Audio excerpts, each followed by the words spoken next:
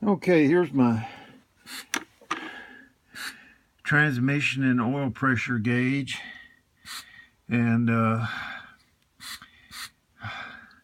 so it's a Mac. It's got two different kinds here. This one goes up to 400 psi, and this one goes up to 80 psi.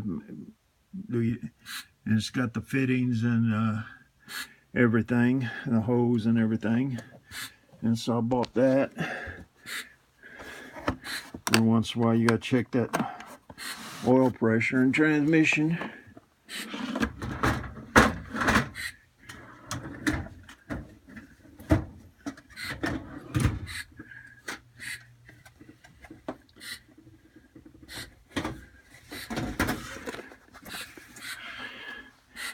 Here I got this Master Cool leak detector, UV leak detector. You got the light and the UV dye and all that.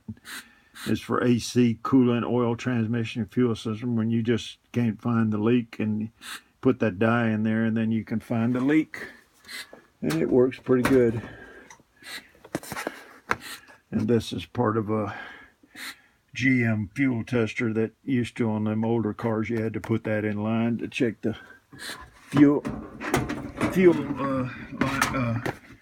TBI.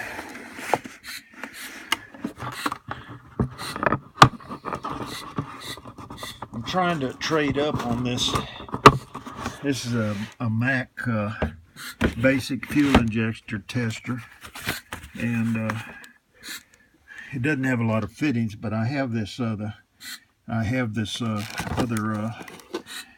fittings that I'll show you, and that I think I can get by with this because I got the gauge, and I've got fittings that'll do the cleaning, pretty substantial cleaning set. So I figure I don't think I need to, but if I can find a good deal, I'm gonna trade up and get a bigger set here. But I haven't done it. I've been bidding, but hadn't got it yet.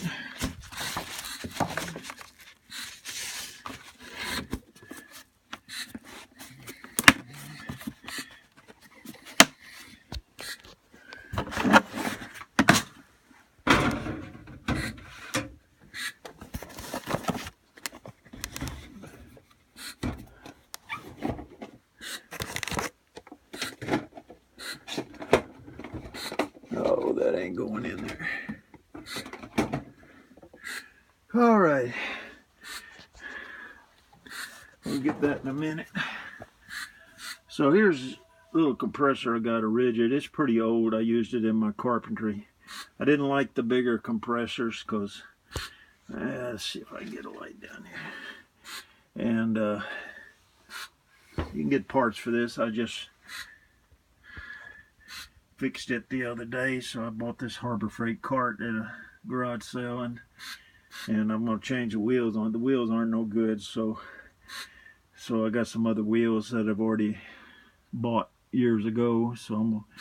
But it's noisy, and the secret to this Rigid, these smaller ones, is you got to use a 10 gauge cord on it, or at least a 12 gauge, and don't run it very long distance. Or if you do, go to a 10 or 8 gauge or just go with a longer hose, and 150 foot. And I used it for remodeling, and I use it to run my impact wrenches now with in the mechanic work, and so up here I got a little belt sander, and kit. It was a Delta. I bought it for $1. All that was wrong with it was there was a bolt loose on it, and I took it home and fixed it. And so you got to keep your eyes open. There's deals out there. And then I got my air dryer. Not a hair dryer, but it's a Bosch. I can't use fire, but I don't like using a lighter to do those weather tight fittings. You can use this air dryer, and it gets hot and it'll melt them. I don't like burning them wires. And then I got my Delta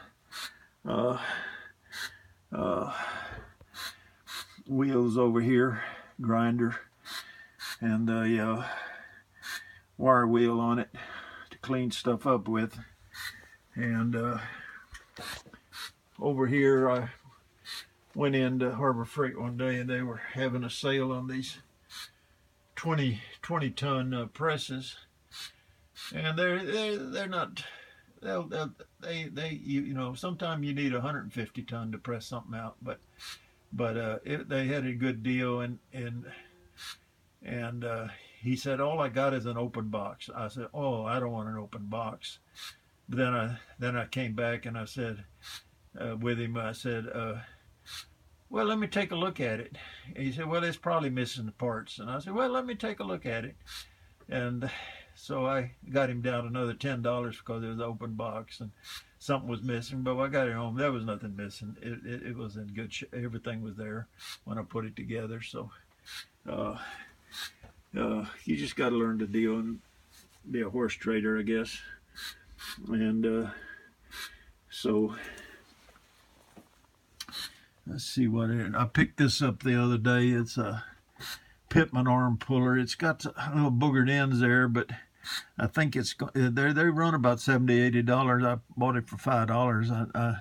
Guy said it worked, and I believed him, but I still was able to trade down on him, and got that for $5. And that's the heavy duty, really heavy duty Pitman arm puller there. That'll pull anything. And let's see what else I can get to right quick. Still got other stuff here. I may have time to pull this apart here, but I don't want y'all waiting on me. So, oh, I got this neat little thing here. You'll never guess what this is.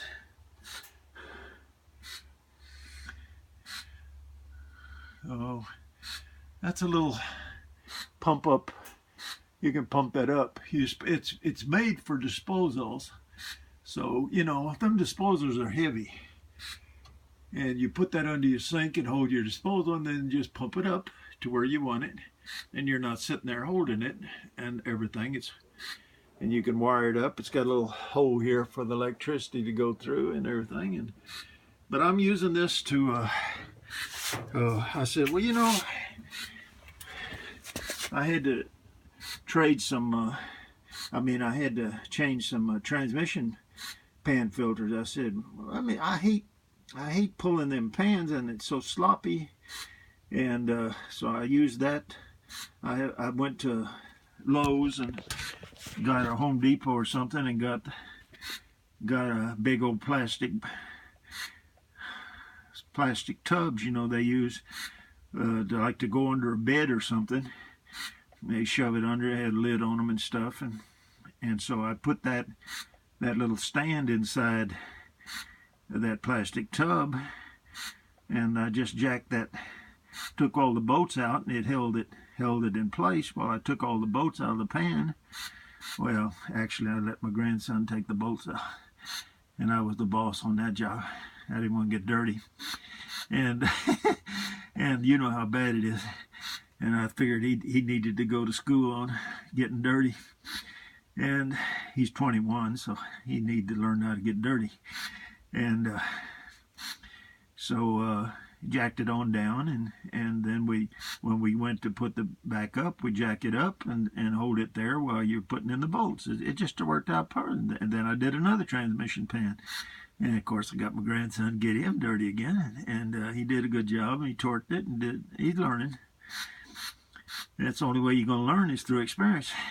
And I've been dirty all my life working, so I don't need no more experience getting dirty.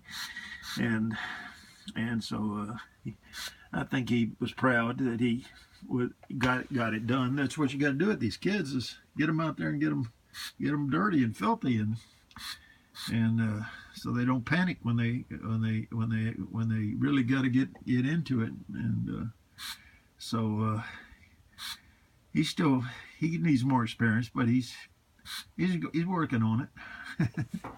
And so All right, I still got this top box here, but I got to unload all this stuff before I can get it down for you. So we'll get that, and then I'll get this fuel injection box here and show you all the fittings in that. It's supposed to clean these fuel injection injectors I think every 10, 20, 30,000 miles, at least 30,000 miles, maybe 20,000. But I don't do it. I don't know y'all don't either till you get in trouble. But it was like I was going out of business, and I thought for the fittings alone, what I paid for it, the fittings were worth it. And but I still probably will buy that other set, that bigger set for fuel injection. But and I've got another cheaper one here that's in this other box. We'll show you. And but we'll catch you at another time. Please subscribe. Please subscribe.